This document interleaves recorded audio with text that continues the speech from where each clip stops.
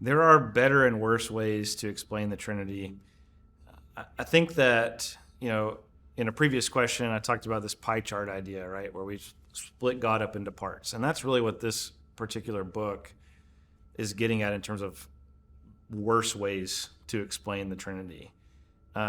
There is, and in the book we talk about this, there is something to the fact that the biblical material talks about actions of God sometimes in ways that appropriate that action to a particular divine person.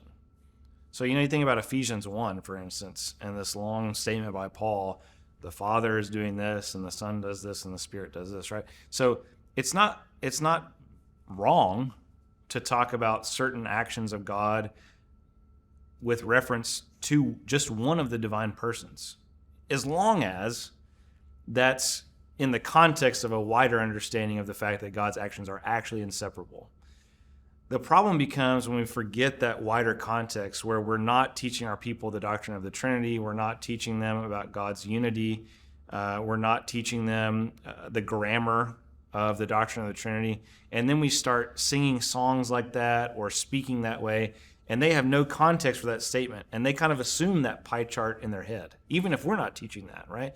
So in terms of this book, that's the particular kind of analogy, I guess, that I would say we want to avoid, where, the Father is doing this, the Son's doing that, the Spirit's doing this, and, the three of them are not actually doing anything at once.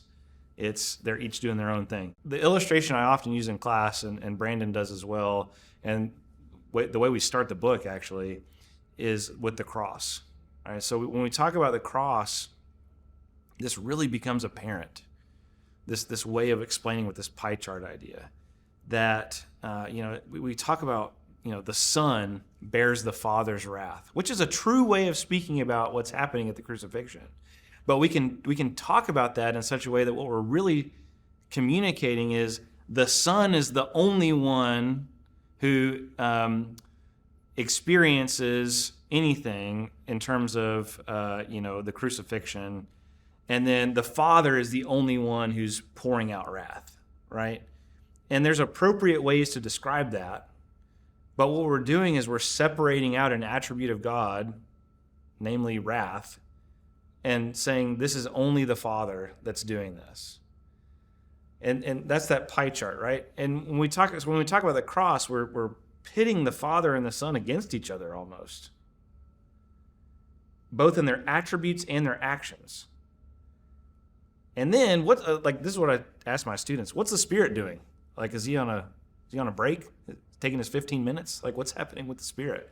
And so that's the really unhelpful way of talking about the Trinity. I think that this book is trying to help us avoid, change, grow in our understanding of how we talk about God, especially in terms of the oneness, the unity of his actions.